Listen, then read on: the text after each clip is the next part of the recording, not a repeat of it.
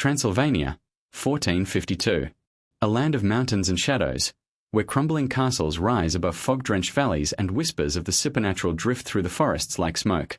In this remote frontier of Europe, history and myth have always walked side by side. It is here, in this haunted landscape, that a name was born, a name that would come to echo with terror across the centuries. Bathory. For some, the Bathory family were noble defenders of Hungary, protectors of Christendom against the invading Ottoman Turks, and one of the most powerful dynasties of their age. But for others, the Bathory name carried a darker weight, whispered in taverns and at firesides, in the language of curses and blood. To speak it aloud was to summon visions of witchcraft, madness, and murder. It is a name forever stained with cruelty and death, most infamously through one woman whose legend endures as the Blood Countess. But long before Elizabeth Bathory's descent into infamy, the seeds of this family's dreadful reputation had already been sown. The year 1452 marked not only the consolidation of Bathory power in Transylvania, but also the beginning of what many believed to be the family's curse. A curse that would stretch across generations, haunting the bloodline with strange deaths, scandal, and unspeakable horrors. But was this curse real, or was it the invention of enemies who feared the Bathory's growing power? Was it fate, or merely coincidence, that misfortune seemed to stalk them wherever they rose? The truth lies somewhere in the shadows between history and legend. To understand it, we must journey back into a world defined by fear, an age when Europe was gripped by superstition, when religion, politics, and folklore intertwined, and when even the mightiest noble families could not escape whispers of the supernatural. Imagine the atmosphere of the 15th century. This was a world still reeling from the devastation of the Black Death, where entire villages had been erased from the map only a century before. To many, death itself was not only an ever-present threat but also a divine judgment. Every storm, every illness, every strange misfortune was seen as a sign of God's wrath or the devil's hand. In this environment, curses were not fairy tales. They were real, powerful forces that could bring entire dynasties to ruin. The Bathorys emerged into this world as ambitious nobles whose wealth and land placed them at the center of political struggles. But with power came enemies, and with enemies came rumors. It was said that from the very beginning, tragedy marked their path. Lords who died young under mysterious circumstances, family members who suffered bouts of madness, unnatural storms that struck their estates. Some claimed these were punishments for secret sins, or the result of oaths sworn in blood. Others insisted that the Bathorys were no ordinary family at all, that they were bound by something darker, a hidden pact that would cost them dearly over the centuries. And yet, even as these whispers spread, the Bathorys grew stronger. They married into other powerful houses, commanded armies, and expanded their influence across Transylvania and beyond. The contradiction only fueled the legends. How could a family so haunted by tragedy rise to such dizzying heights? Perhaps, some believed, that was the very nature of the curse, that their power was bought at a terrible price, and their legacy would be written not in honor, but in blood. It is here that we confront the duality at the heart of this story. On one hand, the Bathorys were respected nobles, remembered in official histories for their political importance and military victories. On the other, they were villains in the collective imagination, whispered about in tales that grew darker with each generation. This tension would only grow sharper as the centuries passed, until it reached its horrifying climax in the life of Elizabeth Bathory. But her story, gruesome as it is, cannot be understood without first examining the roots of the family that produced her. So as we begin this journey, picture a torchlit corridor deep within a Transylvanian castle. The air is damp, heavy with the scent of stone and centuries of decay. Beyond the doorways, portraits of long-dead Bathorys stare out with cold, watchful eyes. Each painting carries a story, of war, of ambition, of betrayal, and behind each one lingers a shadow, an unanswered question. Were these men and women victims of fate? Or had they unleashed something upon themselves, something that could not be silenced even by death? The curse of the Bathorys is not a single tale. It is a web of stories, political intrigue, religious hysteria, folklore, and family tragedy, all twisted together into something that feels larger than life, larger than history itself. It is a curse that does not just haunt the graves of its victims, but the imagination of the world, refusing to die. As we unravel this story, we will confront both the historical truth and the macabre legends. We will explore the rise of the Bathory dynasty, the strange events that gave birth to whispers of a curse, and the infamous crimes that would forever mark their name. Along the way, we will confront uncomfortable questions. Why do we, as humans, cling so tightly to stories of curses and bloodlines. And what is it about the Bathory name that continues to fascinate us, even 5 centuries later? This is not simply a history lesson. It is a descent into the darkness of human imagination, into the uneasy place where fact and legend meet. For in the haunted hills of Transylvania, the Bathory still linger, not in flesh and blood, but in the stories that refuse to let them rest. And tonight, we open the door to that legend. To understand the origins of the Bathory dynasty and the curse that seemed to follow it, we must first step into the world of Transylvania in the mid-15th century. It was a time when kingdoms rose and crumbled in blood, when the boundaries of Europe shifted like sand beneath the weight of war, and when this rugged land, hemmed in by mountains, forests, and ancient superstitions, stood at the very edge of Christendom. The year was 1452. Europe itself was a cauldron of change and fear. The fall of Constantinople was only a year away, and with it, the Ottoman Empire would surge deeper into Christian lands, threatening Hungary and the territories of Transylvania. To the west, whispers of the Renaissance promised new ways of thinking, but in these remote valleys, medieval fears still reigned supreme. People here lived in constant tension between faith and fear, survival and superstition. Transylvania was a land of contrasts. Its geography was breathtaking, with towering Carpathian peaks and valleys so isolated that entire villages could vanish into legend. But this beauty hid a harsh reality. Wolves and bears stalked the forests, famine could wipe out whole communities, and the nobility clung desperately to power in a region that was both strategically vital and dangerously exposed. The Ottoman threat was not abstract. It was a constant drumbeat on the horizon, a reminder that armies could appear at any moment, burning and enslaving in the name of empire. It was in this fragile crucible that the Bathory family began to carve out their place. But the soil they claimed was already heavy with myth. Transylvania was not just another province. It was a land where superstition grew wild, where peasants told stories of vampires, witches, and spirits that lingered in the forests. These tales were more than entertainment. They were warnings, ways of explaining the unexplainable. If cattle died mysteriously, if a child fell ill, if lightning struck a barn, it was not chance, it was a curse, a hex, or the work of something unholy. In this world, the power of a noble family was not just measured in land and soldiers, but in reputation. To be respected meant survival, but to be feared meant something far more enduring. The Bathorys, with their ambitions and their growing influence, could not escape the stories that clung to their name. And whether by coincidence or by something darker, strange misfortunes began to stalk their lineage almost from the beginning. Still, before the stain of curses and blood would define them, the Bathorys were very much part of the machinery of power. They were warriors, politicians, and landowners, tied to the Hungarian crown and deeply enmeshed in the struggles of the region. Their alliances with other noble families gave them reach and protection. But in this age, every alliance also came with enemies, and enemies were quick to weaponize rumor. It is important to remember the climate of fear that dominated this time. The church preached that all calamities were signs of sin. Plague, famine, and war were not seen as natural disasters, but as punishments. Superstition filled the gaps left by science. Astrology was consulted before battles. Charms were hung to ward off witches.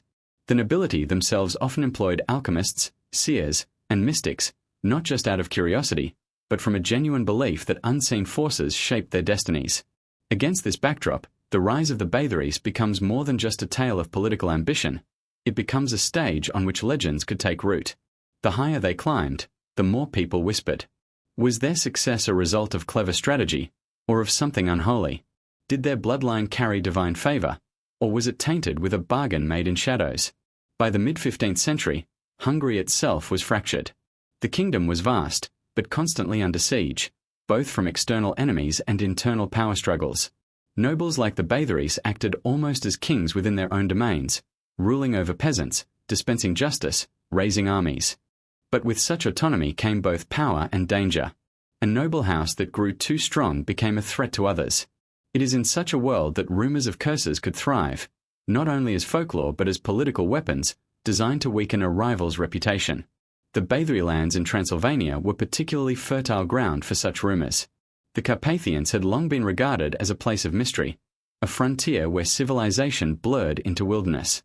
Ancient pagan traditions still lingered in the countryside, coexisting uneasily with Christianity. The peasants here practiced rituals to protect themselves from evil spirits, left offerings in the forest, and told stories of revenants, dead souls that returned from the grave. To outsiders, Transylvania seemed a place where the supernatural was not just believed, but expected. For a family like the Bathories, who ruled in such a place, the line between history and myth was already fragile. And so, when tragedy struck, when Bathory sons died in battle under strange circumstances, when heirs fell ill without explanation, when storms destroyed harvests, it was easy to weave these events into a narrative of doom.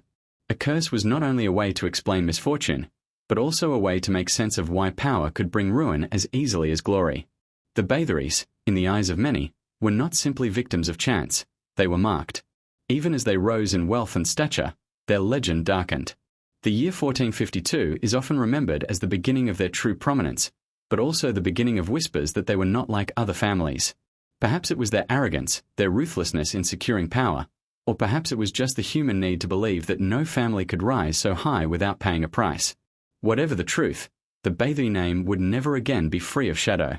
What makes this story so haunting is how perfectly it reflects the world in which it began. A world of uncertainty, where every victory seemed fragile, where the line between piety and heresy was razor-thin, and where curses felt as real as swords. In such a world, the Bathory curse was not merely a rumor, it was an inevitability, waiting to unfold. The Bathory family did not emerge from obscurity overnight. Their roots stretched deep into the tangled soil of medieval Hungary and Transylvania, where power was never granted freely but seized through blood, loyalty, and fear. To understand how their name became etched into history, we must trace the genealogy of a clan whose rise was as ruthless as it was unstoppable. The Bathories claimed descent from the Gutgold clan, one of the most ancient noble families in Hungary. By the mid-13th century, their influence was already felt, but it was in the following centuries that their power grew to staggering proportions. They were warriors first and foremost, forged in the crucible of near-constant war. Against the Mongols, against rival nobles, and eventually against the Ottoman Empire, the Bathories proved themselves with sword and strategy. Their reputation as fierce defenders of the Hungarian crown gave them both legitimacy and prestige. But in medieval Europe, blood spilled on the battlefield was not the only currency of power. Marriage was just as crucial. The Bathories were masters of forging alliances, weaving their bloodline into the fabric of Hungary's aristocracy. Each union brought them closer to the throne, binding them to kings, princes, and other magnates. Yet with each alliance came new enemies, families jealous of their influence, rivals eager to see them undone. In such an environment, whispers of misfortune or curses were inevitable. What better way to tarnish a rival than to claim that doom clung to their very blood? By the 15th century, the Bathories had split into multiple branches, each commanding vast estates. The two most prominent were the X branch, who held lands in northeastern Hungary, and the Somlyo branch, centered in Transylvania. Together, these branches created a dynasty so sprawling that they seemed less a family and more a force of nature, entwined across borders and generations. But even as they grew in wealth and prestige, their history was marred by strange shadows. Tales circulated of heirs who died too young, of brothers who betrayed each other, of cruel acts committed in the name of power. One story told of a Bathory lord who fell from his horse during battle, his body broken in a way that some described as unnatural, as though he had been struck not by chance but by fate. Another spoke of a Bathory woman who descended into madness, confined to her chambers while villagers whispered that she was possessed. These stories were often amplified by their enemies, but each one added to the growing mythology of a family set apart from ordinary men. The Bathories' military prowess also contributed to their dark reputation. They were known not only for their bravery but for their ruthlessness.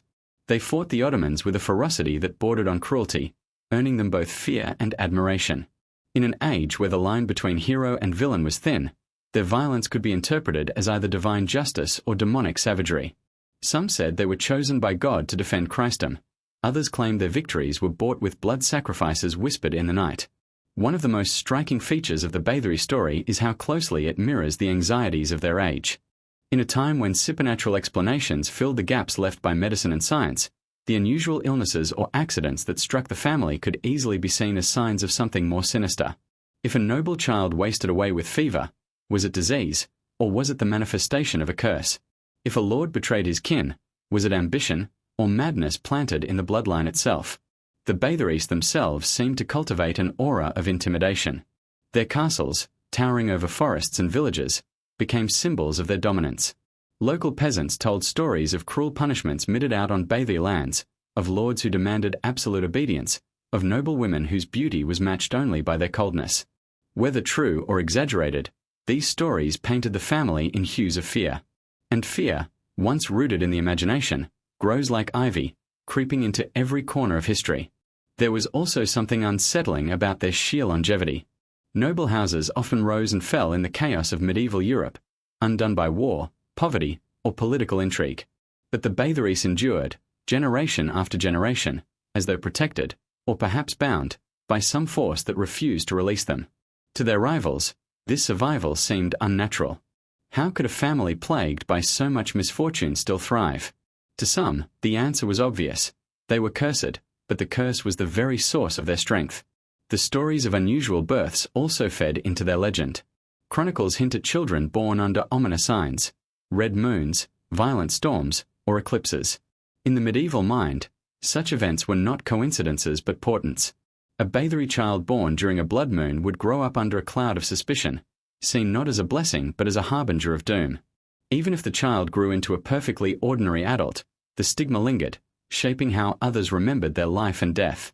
As the family spread its influence, it also became entangled with the politics of religion. Hungary and Transylvania were lands where Catholicism, Eastern Orthodoxy, and later Protestantism collided. To survive, the Bathories often shifted allegiances, aligning with whatever faith secured their position. To the deeply religious, this flexibility looked like hypocrisy, or worse, heresy. A noble family willing to bend their faith for power seemed ripe for accusations of devilry. And once those whispers began, they could never fully be silenced. By the end of the 15th century, the Bathory name carried weight across Europe. They were lords, generals, even future kings. But beneath the surface, a darker identity was forming, one built not in the pages of official history but in the shadows of folklore. The Bathories were not merely nobles, they were characters in a legend, a family both feared and cursed, their power inseparable from their doom. It is this paradox that makes their story so enduring. On one hand, they were real men and women, bound by the same ambitions and frailties as any other nobles of their time. On the other, they were larger-than-life figures onto whom their contemporaries projected their deepest fears of curses, bloodlines, and fate. And whether by coincidence or design, the Bathories seemed to attract tragedy as surely as they attracted power. Theirs was a dynasty built on both triumph and terror. And as the centuries unfolded, the shadows that clung to their name only deepened. From whispers of madness to accusations of witchcraft, the Bathories would become not just a family, but a myth, a cursed lineage whose most infamous descendant would come to embody the very darkness her ancestors had seemed to foreshadow. As the Bathories extended their grip over Transylvania and Hungary, the shadows around them grew darker. Their castles stood as fortresses of wealth and influence, but they also became stages for tragedies that seemed too strange to ignore. It was here, in the 15th and 16th centuries, that the first signs of the so-called curse began to emerge, events so uncanny, so unsettling, that they etched themselves into the memory of the people. To understand these early whispers of doom, we must return to the land itself. Transylvania was not only haunted by wolves and storms, but by the fears of those who lived under noble rule. For peasants, the Bathories were distant figures, lords whose power felt inhuman, whose commands could not be questioned. When disaster struck, whether it was a failed harvest, a sudden illness, or a strange death, people sought meaning. And in their minds, the Bathories were not ordinary men and women. They were touched by forces beyond human comprehension.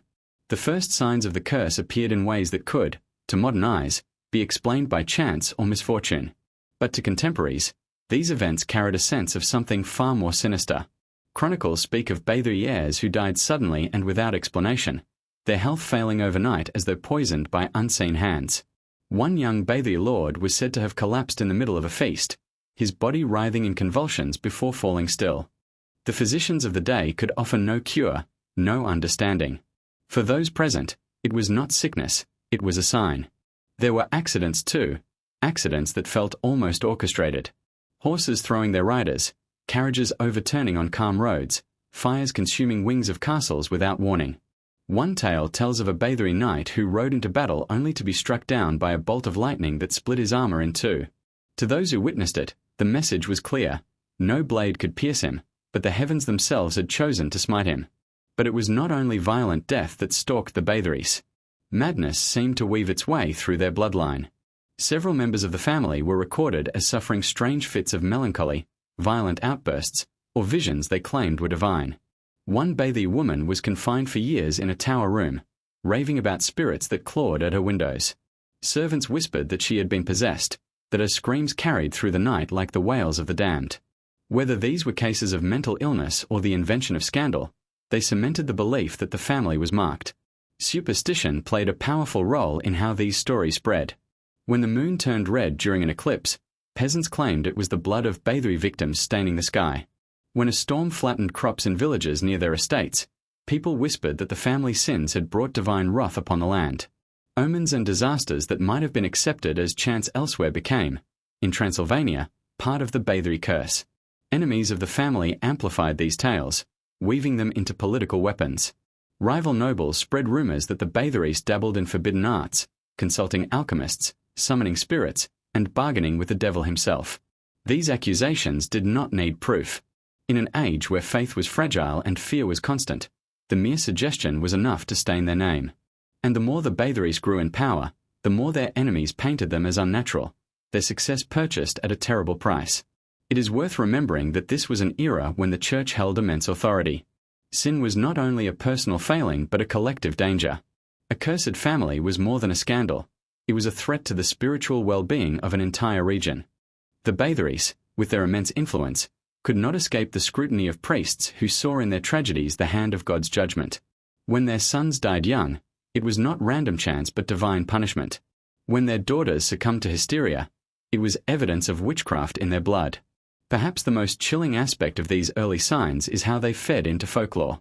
In villages surrounding Bathey lands, stories began to circulate of nobles who drank from goblets of blood, of lords who rose from their graves at night, of ladies whose beauty concealed a monstrous hunger. These were not yet the full-fledged vampire legends that later centuries would obsess over, but they were their seeds. The Bathey name became a vessel for the fears of a superstitious people, a canvas onto which every unexplained tragedy could be painted. What makes these stories so haunting is how they blur the line between fact and fiction. Yes, young men died unexpectedly in battle. Yes, storms destroyed harvests. Yes, madness and illness plagued noble families across Europe.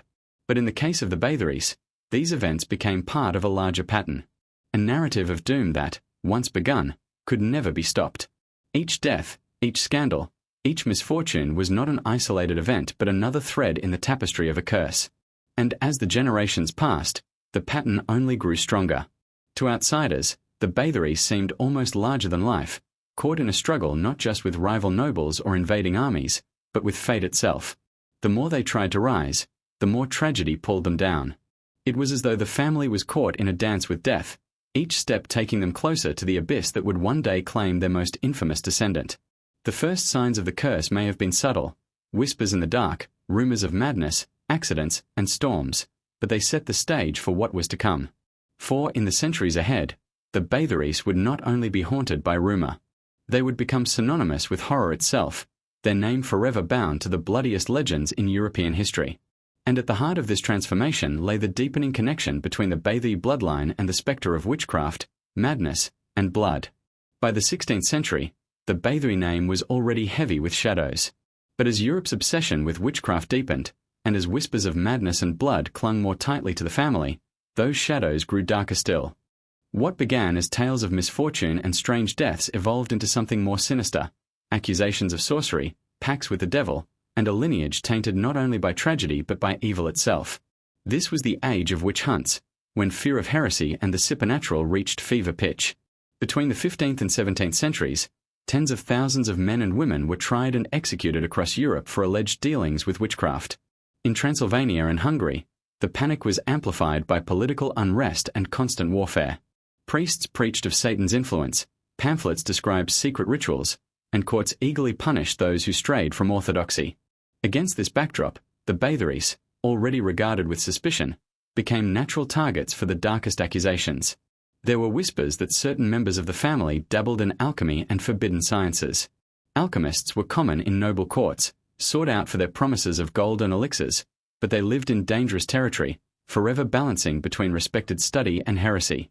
The Batheys were known to employ mystics and astrologers, seeking guidance on matters of fate and fortune.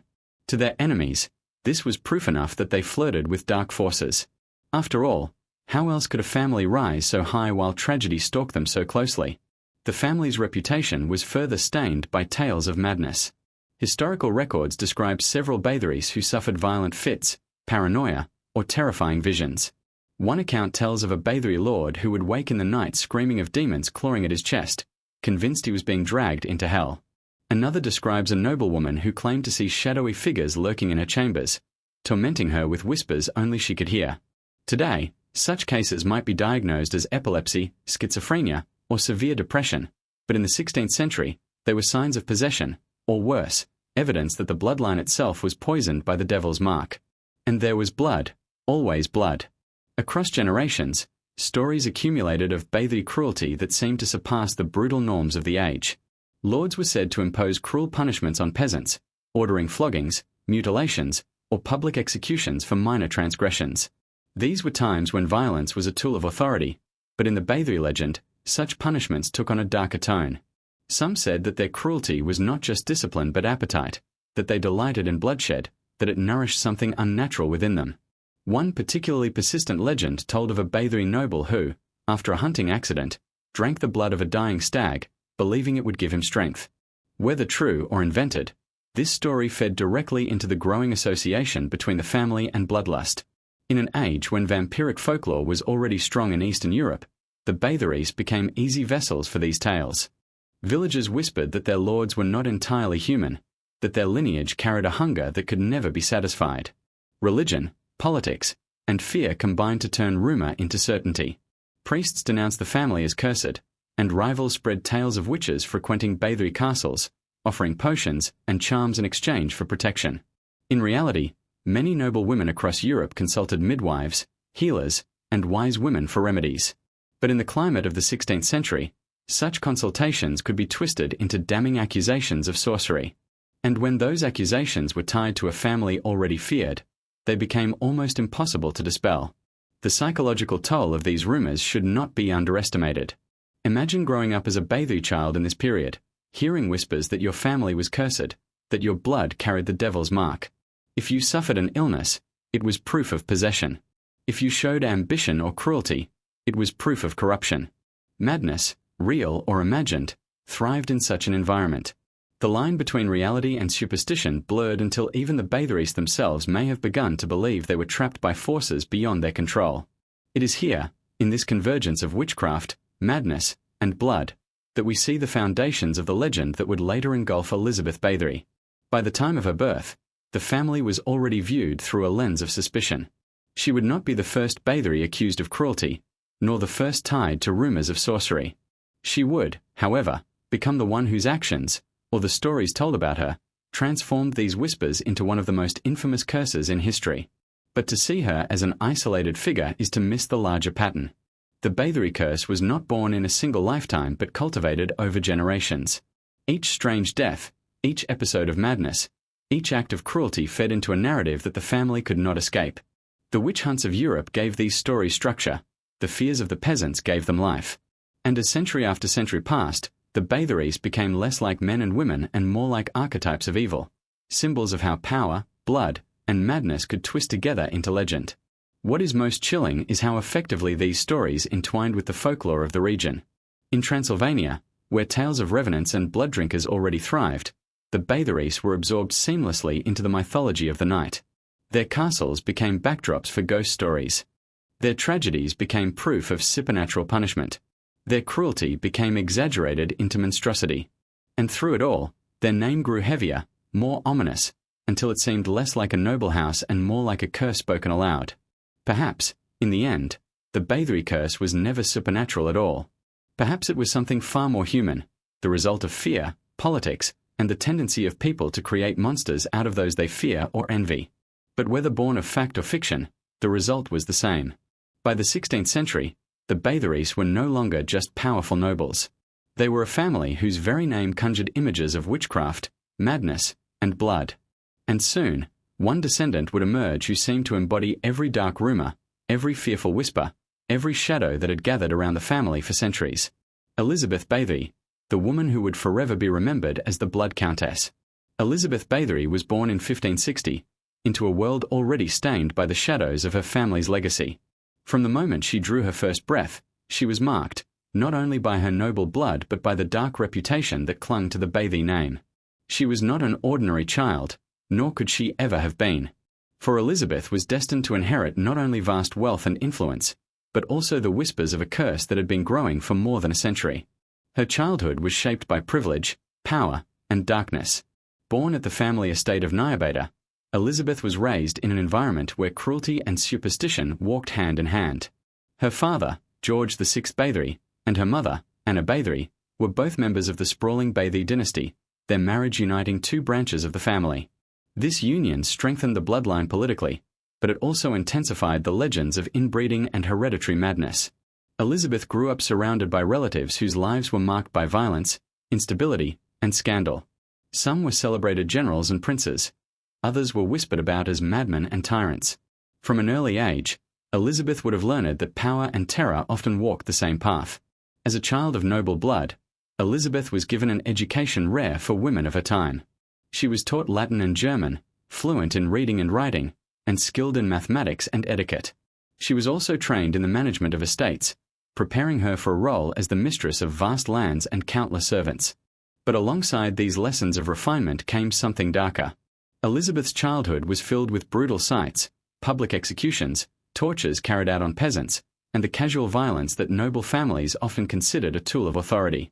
It is said that as a girl she witnessed servants being beaten or mutilated, a sight that may have imprinted upon her the idea that cruelty was not only acceptable but natural. Whispers even claim that young Elizabeth displayed disturbing tendencies of her own. One story tells of her as a child, seizing a servant girl's hand and sinking her teeth into her flesh with such ferocity that the wound left a scar. Whether true or folklore, the tale reflects how contemporaries and later generations viewed her, as someone marked from birth by savagery. Another account describes her fascination with the sight of blood, lingering when animals were slaughtered, her eyes fixed in eerie silence as crimson stained the earth. These stories, though difficult to prove, became essential pieces of a legend, feeding into the image of a child born not merely into privilege but into monstrosity. Elizabeth also grew up during a time when her family's political power was at its peak. Her cousin, Stephen Bathery, would rise to become the King of Poland and Prince of Transylvania, cementing the dynasty's dominance. This connection gave Elizabeth status almost unparalleled for a woman of her time. But power came with expectations. At the age of 11, she was engaged to Ferenc Nadasdy, the son of another powerful Hungarian family. The marriage was not one of love, but of strategy, binding together two dynasties in the hope of securing greater influence. Elizabeth was still a child, but already her path had been laid out for her. She would become a wife, a mother, and a symbol of her family's unyielding strength. Ferenc Nadasdy, later known as the Black Knight of Hungary, was a fearsome warrior, celebrated for his ferocity in battle against the Ottomans. But he was also known for his cruelty, rumoured to delight in acts of violence that went beyond the necessities of war. Some say it was Ferenc who first taught Elizabeth the art of torture, showing her how to punish servants with precision, how to instill terror as a method of control. In this union, cruelty was not hidden. It was cultivated, shared, and celebrated as a form of power. When Elizabeth moved into the Nadasdy estate at Castle Achtas, she entered a world that would become the stage for her darkest acts. The castle itself was perched high upon a hill, overlooking villages whose inhabitants lived in constant fear of their noble masters. It was here that Elizabeth began to develop a reputation as a strict and unforgiving mistress. Servants were said to tremble at the sound of her voice, for disobedience, or even simple mistakes, were punished with merciless severity. But it was not only her cruelty that drew attention. Elizabeth was strikingly beautiful, tall, and commanding, with pale skin, dark hair, and sharp features that gave her an almost predatory allure. Her beauty became legendary, and with it came an obsession with preserving it. In an age when women were valued for youth and appearance, Elizabeth's fear of aging grew into something far more disturbing. Legends claim that she became convinced the secret to eternal youth lay in the blood of the young, that bathing in virgin's blood could preserve her beauty forever.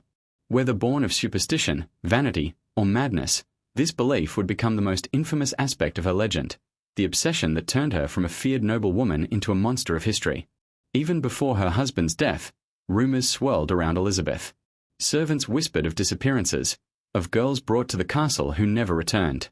The villagers told tales of screams echoing from the walls at night, of torches flickering against the high windows while something unspeakable took place within. And yet, her status as a noblewoman shielded her.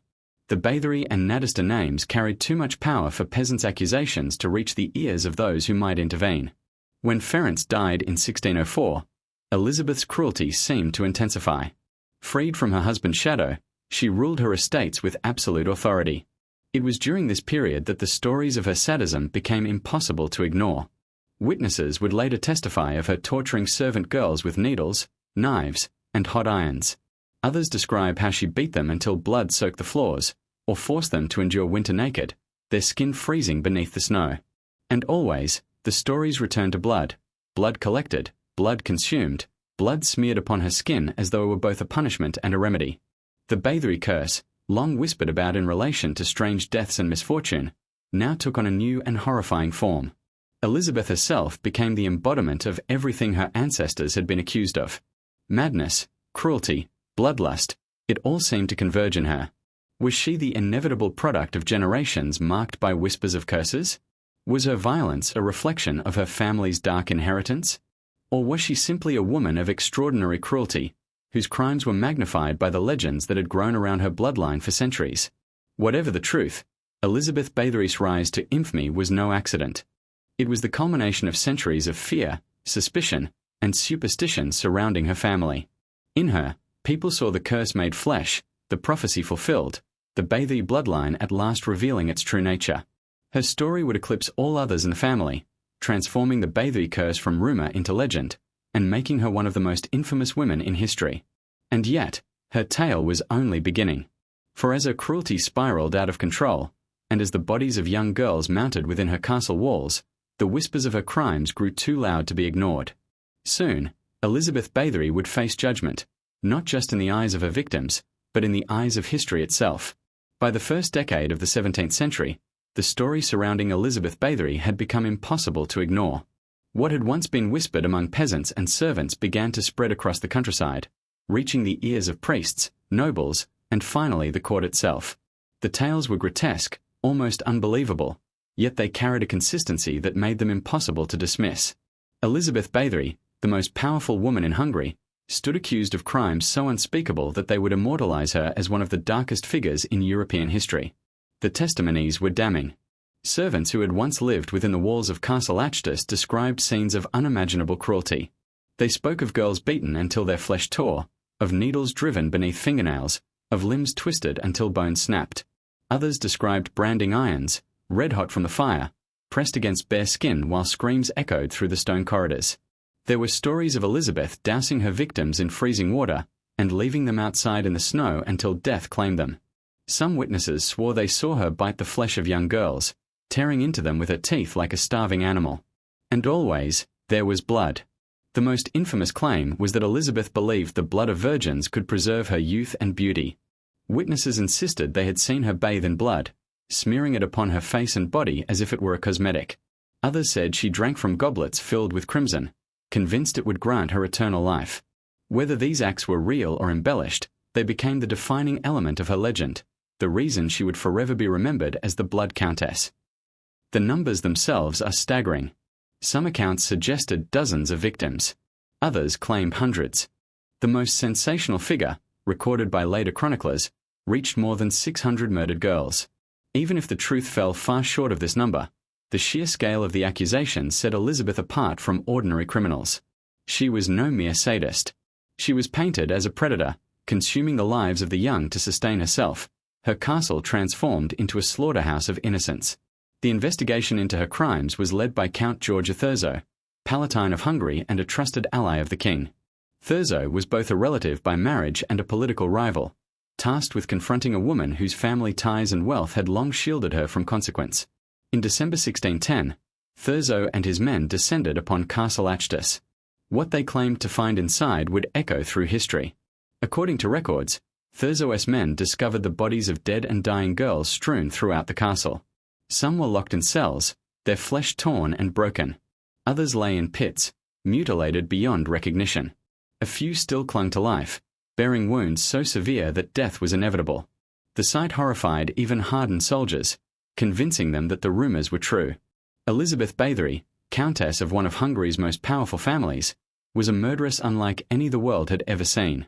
Elizabeth was arrested, though not in chains. Her rank and bloodline protected her from the indignity of public humiliation. Instead, she was placed under house arrest while her fate was debated. The trial that followed was not one of a common criminal but of a noblewoman whose name carried immense weight. Yet despite her station, the accusations against her were overwhelming.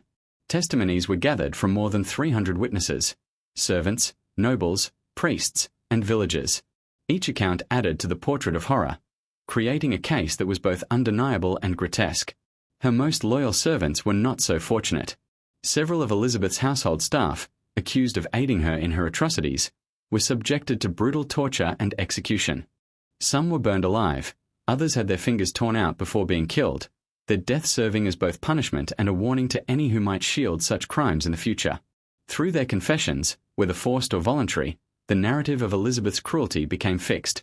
She had orchestrated a reign of terror, and her servants had been her willing instruments. And yet, for all the evidence, for all the testimonies, Elizabeth herself was never brought before a court of law. She was never subjected to torture, never allowed to speak in her own defense. Her nobility shielded her from the spectacle of a trial.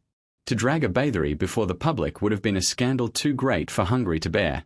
Instead, judgment was passed quietly, in chambers filled with nobles and officials who balanced justice against politics. The result was a compromise. Elizabeth Bathory was declared guilty, not by a public court, but by consensus of those who wielded power. She was sentenced not to death, but to confinement. In August 1614, she was bricked into a set of rooms within Castle Achtis, her windows sealed with only small slits left for air and food. There she lived out her final years, cut off from the world, a prisoner within her own fortress. Some say she raged against the walls, screaming her innocence. Others claim she descended into silence, wasting away as her beauty withered and her legend grew. In 1614, she was found dead within her cell, her body cold, her curse complete. But the trial left behind more questions than answers. Was Elizabeth truly guilty of every horror attributed to her? Or had she been the victim of a political conspiracy designed to strip her of power and wealth? Some historians argue that her crimes were exaggerated by rivals eager to destroy her. They point out that records of hundreds of victims appeared only in later accounts, suggesting embellishment. Others note that the testimonies came from servants tortured into confession, raising doubts about their reliability. Could Elizabeth have been guilty of cruelty, yet framed as a monster far greater than she truly was? The truth may never be known. What is certain is that her trial cemented her place in history. Whether demonized by propaganda or revealed as a genuine predator, Elizabeth Bathory became a legend. She was no longer merely a noblewoman or even a criminal. She was a mythic figure, a vampiric spectre whose story would echo through the centuries. Her trial also marked the culmination of the Bathory curse. For generations, the family had been haunted by whispers of madness, sorcery, and blood. In Elizabeth, those whispers took shape, crystallizing into a figure who seemed to embody every dark suspicion. She was the nightmare given flesh, the curse made real. Whether or not she deserved it, her name would forever be bound to horror. In the end, Elizabeth Bathory's trial was not just a judgment on a woman but on a dynasty. The Bathory name, once a symbol of power and prestige, was forever stained. And as the centuries passed, her story would grow ever darker, feeding into folklore, superstition, and legend until she was remembered not as a woman of flesh and blood but as a monster, an immortal predator stalking the imagination of the world. When Elizabeth Bathory's cell door was sealed and her life faded into shadow, the story of the Blood Countess did not die with her. Instead, it spread like wildfire, leaving the walls of Castle Achtis and travelling across the towns and villages of Hungary, through the forests of Transylvania, and eventually into the wider imagination of Europe. Her crimes became more than history. They became folklore, tales retold around firesides, in hushed tones, always darker, always more fantastical than before. The villagers who lived in the shadow of Achtis were the first to carry her legend forward. For them, Elizabeth was not just a cruel noblewoman, she was a monster. Mothers warned their daughters never to stray near the castle, lest the Countess snatch them away. Old men swore they had seen torches burning late into the night while screams echoed down from the stone walls. Some insisted that even after her arrest, her ghost roamed the castle grounds, searching for victims. The countryside became thick with tales that Elizabeth had not been punished but had simply transformed, her hunger undiminished by death. From there, the Bathory legend merged seamlessly with the existing folklore of Transylvania. This was a land already haunted by stories of revenants and strigoi, the restless dead who returned to feed upon the living. Tales of vampires were deeply rooted in the region, passed down through generations long before the word itself entered Western Europe. Elizabeth's story fit perfectly into these traditions. A noble woman obsessed with blood, bathing in it to preserve her youth, became indistinguishable from the blood-drinking revenants of peasant imagination. For many, Elizabeth was not merely cursed. She had crossed into the realm of the undead. As the legend spread, the details grew ever more grotesque. In some versions, Elizabeth was said to have kept dungeons filled with iron maidens and spiked cages, instruments of horror that may never have existed in reality but which fed the appetite for macabre storytelling. In others, she was imagined as an immortal vampiress who still roamed the earth, luring unsuspecting victims to their doom. Over time, fact and folklore dissolved into one another until the historical woman was lost beneath layers of superstition and fear. The numbers of her victims grew as well. Contemporary records spoke of dozens, perhaps scores of dead girls. But in folklore, the number ballooned to hundreds, then to 600 or more. Each telling added to the body count, each exaggeration making her appear less human and more monstrous. By the time her story crossed into broader European awareness, Elizabeth Bathory was no longer a woman who had lived and died in Hungary. She was a myth, a cautionary tale of power corrupted by bloodlust. The link between Elizabeth Bathory and vampirism is especially significant. While the modern vampire myth is most famously associated with Bram Stoker's Dracula in the 19th century, it was stories like Bathory's that gave such tales their foundation. Both she and the fictional Count Dracula were Transylvanian aristocrats, feared by the peasants who lived beneath their castles, accused of consuming the lifeblood of the innocent. Both were figures of power transformed into predators, embodiments of the fears that plagued a superstitious society. It is little wonder that, over time, the two became entwined in the cultural imagination. Even centuries later, the echoes of her legend refused to fade. In the 18th century, when vampire hysteria swept through Eastern Europe, Bathory's story was revived as proof of the undead. Pamphlets and chronicles cited her case as evidence that noble families could harbor monsters, that curses could endure through generations, and that blood itself could bind the living to the realm of the damned. By then, it no longer mattered whether the details were true. The legend had taken on a life of its own. What makes the transformation of Elizabeth Bathory's story so haunting is how perfectly it fulfilled the fears of her age. In a world terrified of witches, she was cast as a sorceress. In a land filled with tales of revenants, she was remembered as a vampire. In a society obsessed with sin and punishment, she became the ultimate warning that beauty could conceal evil, that power could corrupt absolutely, and that the sins of one family could taint an entire land. The Bathory curse, once spoken of in whispers about strange deaths and madness, was now immortalized in folklore. No longer a vague misfortune haunting a dynasty, it had a face, a name, and a legend that could not be killed. For peasants, Elizabeth was the embodiment of fear itself, a figure to blame when crops failed, when illness struck, when daughters vanished. For nobles, she was a convenient monster, a way to project their own cruelties onto a single cursed woman. And for posterity, she became a story too compelling to let die. The ruins of Castle Achtes still stand, perched on its hilltop, silent and cold. Visitors claim the air there is heavy, that strange sounds echo through the crumbling stones at night. Some say the ghost of Elizabeth still lingers, trapped within the castle walls where she was entombed, forever reliving her crimes.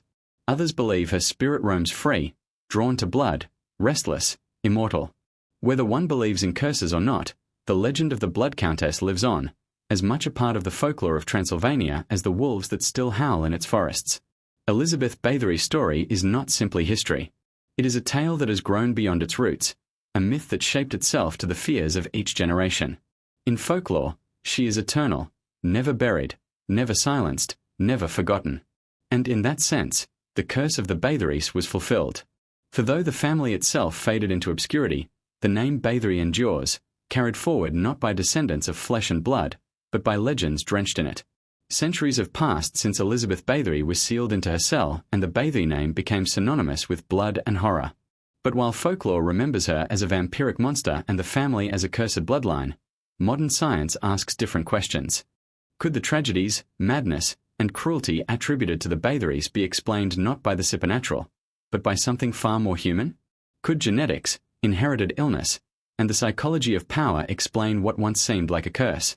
One of the most striking patterns in the Bathory family is the recurrence of madness. Historical records speak of relatives suffering violent fits, paranoia, or visions that would today be described as hallucinations. In the 16th and 17th centuries, such symptoms were understood as possession or witchcraft. But modern medicine offers different possibilities. Schizophrenia, epilepsy, and bipolar disorder can cause outbursts, seizures, and disturbing visions.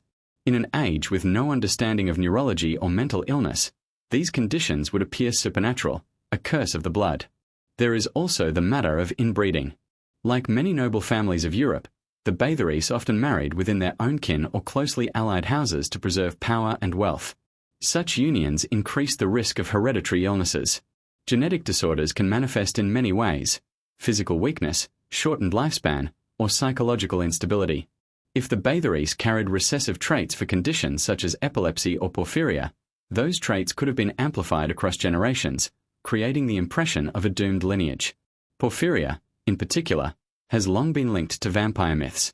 It is a rare blood disorder that can cause sensitivity to sunlight, discolored urine, hallucinations, and skin lesions. Some historians have suggested that if members of the Bathory family suffered from porphyria, their symptoms could easily have been misinterpreted as signs of vampirism or curses. Imagine a nobleman hiding from the sun, his skin scarred, his mind plagued by hallucinations. To a peasant in Transylvania, this would not look like an illness. It would look like proof that the Bathorys were touched by something unnatural. Epilepsy provides another possible explanation. In medieval times, seizures were often seen as demonic possession. If several Bathorys suffered from epilepsy, their convulsions and sudden collapses could have fed directly into the belief that the family was cursed. Even Elizabeth herself was rumored to experience fainting fits as a child, which might have been the first signs of such a condition. Yet genetics and medicine explain only part of the story. The psychology of power must also be considered. The Bathorys were a family accustomed to absolute authority over life and death.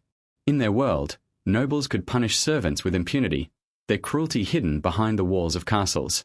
Generations raised in such an environment might come to view violence not as horror but as a natural expression of power. Over time, this normalization of cruelty could manifest as sadism, the deliberate infliction of pain for pleasure or control.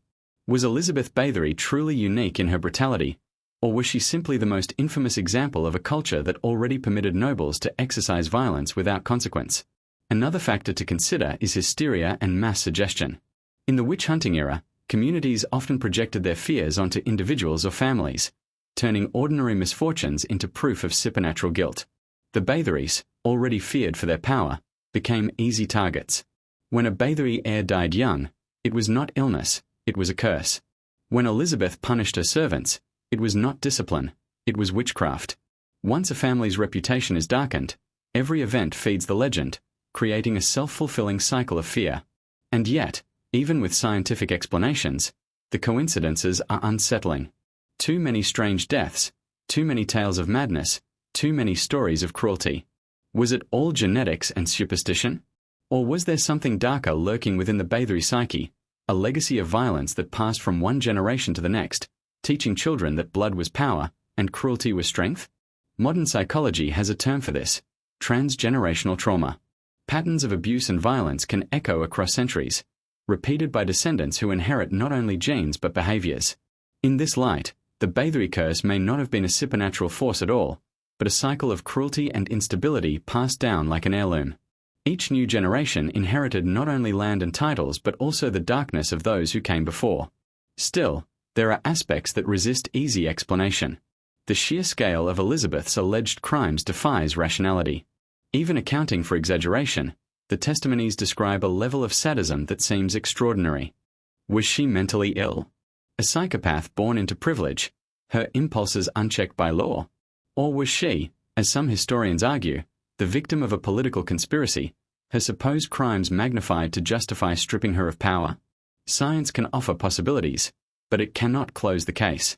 What it can do is remind us that curses often hide within the ordinary. Madness mistaken for possession. Epilepsy mistaken for witchcraft. Genetic illness mistaken for divine punishment. Violence mistaken for the supernatural. The Bathory curse, seen through this lens, may be less a story of demons and more a story of flawed humanity. how ignorance and fear can transform illness and cruelty into legend. And yet, there is something in the Bathory story that resists complete demystification. Perhaps it is the sheer persistence of the legend, the way it has survived centuries and continues to fascinate.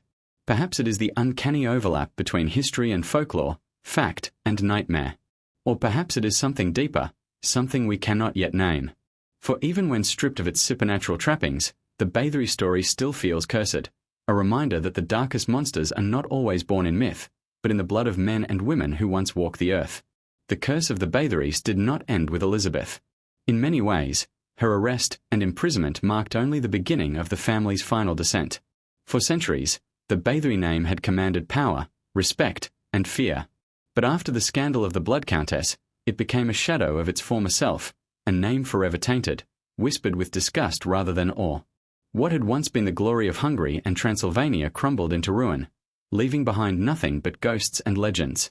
In the immediate aftermath of Elizabeth's imprisonment, the Bathory estates were seized, divided, and redistributed. Political rivals who had once envied the family's wealth now descended like vultures, tearing apart what remained of their holdings. Land that had supported the Bathorys for generations was stripped away, weakening their economic foundation and cutting off the source of their influence. The family, once among the greatest noble houses of Hungary, began to splinter. The stigma of Elizabeth's crimes spread far beyond the walls of Achtas Castle. Other Bathory branches, those not directly tied to her, found themselves branded by association. The Blood Countess had become the embodiment of the family curse, and her infamy stained every relative who bore the name. For the nobility, to be linked to the Bathorys was no longer an honor but a liability. Marriages became harder to secure, alliances more fragile, and whispers of madness and cruelty shadowed them wherever they went.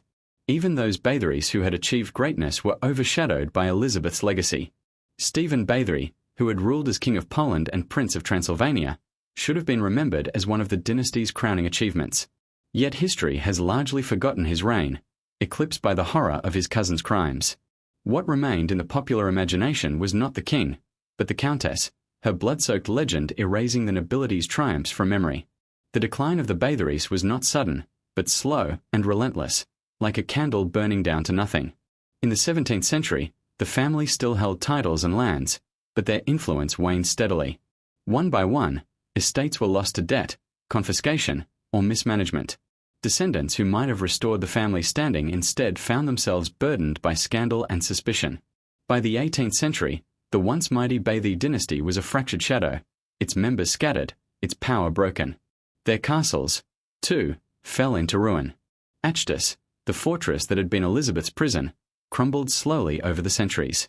Stones that once echoed with screams and whispers now lay silent, overgrown with weeds and moss. Other Bathory estates met similar fates, abandoned to decay or repurposed by new owners. Where once there had been grandeur, there was now only desolation, monuments to a family consumed by its own legend. But perhaps the greatest mark of decline was not material but symbolic. The Bathory name, once a banner of power, became synonymous with damnation. To speak of the Bathorys was to conjure images of curses, blood, and madness. Children were frightened into obedience with tales of the Countess. Writers used her as inspiration for stories of vampirism and cruelty. Over time, the Bathory name ceased to function as a lineage at all. It became a legend, a ghost story, a warning whispered in the dark. By the late 18th century, the family's presence in Hungary and Transylvania had all but vanished. Isolated descendants lived quiet lives, far removed from the grandeur of their ancestors. Some attempted to distance themselves from the name entirely, blending into other houses or abandoning their noble status. But history would not let them escape. The curse of the Bathorys was not only in their blood but in the memory of the world, and it clung to them no matter how far they tried to run. It is haunting to imagine the last Bathorys, living in obscurity while their name grew ever more infamous. Perhaps they looked at the ruins of their castles and wondered how it had come to this. Perhaps they knew that no matter what good they might achieve, it would be swallowed by the darkness of Elizabeth's legend. In the end, their decline was not only the result of politics and scandal, but of memory itself. History had chosen the role they would play, not as heroes, not as kings, but as monsters, cursed to be remembered only for blood. Today, all that remains of the Bathory dynasty are ruins, fragments, and whispers. Their graves lie scattered, their castles crumble into the earth, their bloodline absorbed into the nameless mass of history. But the legend endures. For though the Bathory family may have vanished, the curse of their name lives on, haunting the imagination of the world long after their flesh and blood have turned to dust. Even after the Bathory castles crumbled into ruin and the family line faded into obscurity, the curse did not disappear. In some ways, it became stronger. For while the blood of the Bathorys thinned into history, their legend only grew thicker, feeding on the fears and imaginations of each generation that followed. The Bathory curse did not die with Elizabeth. It was reborn in the folklore, the literature, and eventually the pop culture of the modern world. From the 17th century onward, Elizabeth Bathory was transformed from a historical figure into something larger, darker, and far more enduring. Pamphlets circulated in Hungary and beyond, painting her not simply as a cruel noble woman but as a blood-drinking demon. These accounts, sensational and grotesque, ensured that her name would outlive the family itself. By the 18th century, as vampire hysteria spread across Eastern Europe, her story was cited as proof that the undead walked among men. The Blood Countess had become inseparable from the myths of revenants and vampires.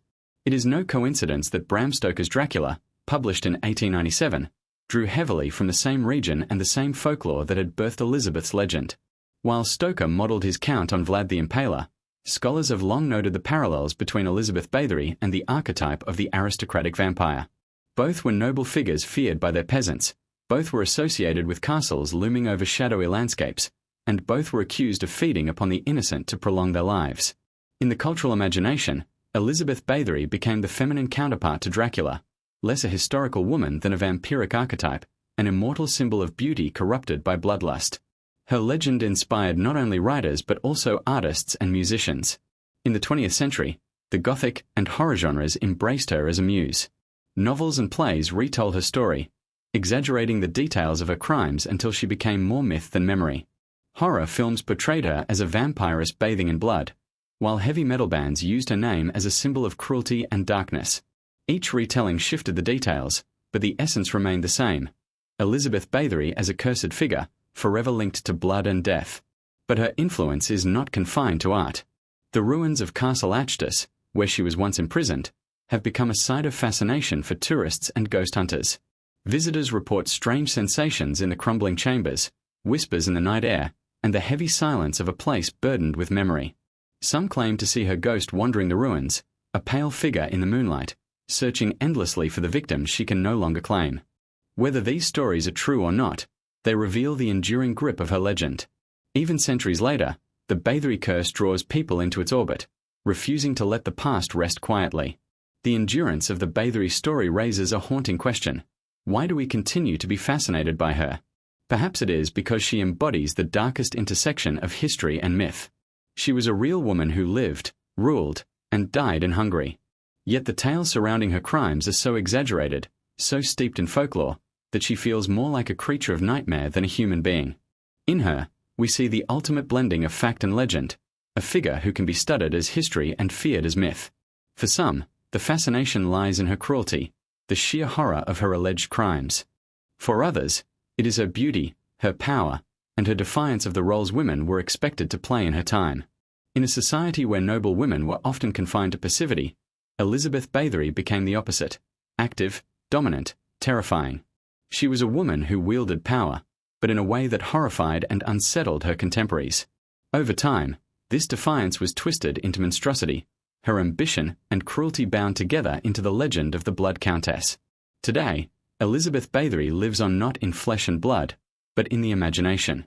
Her name appears in novels, films, songs, and even video games, always cloaked in darkness, always bound to blood. She has become more than a person. She is a symbol. A cursed figure who represents the human obsession with immortality, beauty, and the fear of aging. A reminder that power, once corrupted, can transform into something monstrous. And above all, a testament to how stories, once told, can outlive even the mightiest dynasties. The Bathory curse, in this way, never truly ended. It shifted from a stain upon a family to a presence in culture itself. The family may have died out, but their legend is immortal, carried forward by each retelling, each whisper, each story of a countess who bathed in blood. Perhaps that is the true curse, that the Bathorys can never rest, because the world refuses to forget them. And so, after centuries of whispers, legends, and blood, we return to the question at the heart of the Bathory story. Was this family truly cursed? Or was the curse nothing more than a reflection of human cruelty, political ambition, and the power of storytelling? The Bathories began as one of the most formidable noble dynasties in Hungary and Transylvania, warriors, rulers, and defenders of Christendom. Yet alongside their triumphs came misfortune, strange deaths, madness, scandals, and whispers of blood. Over generations, these shadows grew, feeding the belief that their lineage was tainted by a curse. By the time Elizabeth Bathory emerged, those whispers had already become part of the family's identity. Whether she embodied that curse or was destroyed by it remains the central mystery. On one level, history paints Elizabeth as a monstrous figure, a woman whose cruelty knew no bounds. The testimonies of her servants and the findings at Castle Achtes describe horrors almost too grotesque to believe. Torture, mutilation, hundreds of victims sacrificed in her quest for beauty and power. To those who lived in her time, such acts confirmed the darkest suspicions about the Bathory name. She was not merely cruel, she was the curse made flesh. Yet there is another side to this story, one that raises doubts about how much of her legend is truth and how much is invention. Historians point to the political climate of the 17th century, when powerful women were often targets of suspicion and fear. Elizabeth was wealthy, independent, and connected to one of the greatest dynasties in Europe. To her rivals, she was not just a woman, she was a threat. Was her downfall a carefully orchestrated conspiracy, her crimes exaggerated or fabricated to justify the seizure of her lands and the destruction of her family? Could the Blood Countess have been less a monster and more a victim of politics, her name sacrificed on the altar of ambition? Science, too, offers explanations that strip away some of the supernatural sheen. Madness and illness can be explained by genetics, inbreeding, or mental disorders. Epilepsy, schizophrenia, porphyria, conditions misunderstood in their time, could easily have been mistaken for curses. Sadism and cruelty, though horrifying, are not proof of the supernatural but of human darkness. Perhaps the Bathory curse was never a curse at all, but a cycle of violence and trauma passed down through generations, a dynasty doomed not by fate but by its own choices. And yet, for all these rational explanations, the legend refuses to die. Even now, centuries later, the name Bathory stirs unease. The ruins of their castles still draw the curious, the fearful, the fascinated. Books, films, and songs keep Elizabeth's story alive, ensuring she is remembered not as a woman of her time but as a timeless symbol of horror. That persistence is telling. For if the Bathories were cursed, perhaps it was not by God or by the devil, but by something more enduring, the human need to tell stories of monsters. The Bathory curse endures because it speaks to something primal in us. It is a story about beauty and blood, power and corruption, fear and fascination. It warns us that cruelty can be hidden behind noble titles, that evil can wear the mask of refinement, that history itself can be shaped by rumor and imagination. It reminds us of the fragility of truth, how quickly fact can dissolve into legend, and how legends, once born, can never truly die. In the end, whether Elizabeth Bathory murdered hundreds of girls or was the victim of a political smear, her legacy is the same. She is remembered as a monster. Her name has become shorthand for bloodlust, cruelty, and vampiric immortality. And that, perhaps, is the greatest curse of all, that she can never escape the story told about her. Neither can her family. The Bathories, once kings and queens, are now remembered only as villains of legend, their triumphs erased by the shadow of a single woman's sins. So was the Bathory curse real? The answer depends on how we define it. If by curse we mean a supernatural force that doomed an entire bloodline, then perhaps not. But if we mean a legacy of tragedy, cruelty, and myth that consumed the family and outlived them, then yes, the Bathories were cursed. Not by demons or fate, but by history itself. And perhaps that is the true terror of their story. That curses do not always come from witches, or the devil, or the stars above. Sometimes they come from us, from the cruelty we inflict, the stories we tell, the fear we pass down through generations. The Bathories were human, but they became legends, and legends, once born, are eternal. The Bathory curse did not die in 1614 when Elizabeth drew her final breath in her brick cell. It did not fade when the family line withered away. It lives on still, whispered in darkened rooms, retold in novels and films, lurking in the ruins of their castles, waiting in the imagination of all who hear their name. Perhaps that is the final twist of the Bathory curse, that though their bloodline is gone, they are immortal. Not in beauty, not in glory, but in horror. forever remembered as the cursed family of Transylvania, bound not by fate, but by the eternal hunger of legend.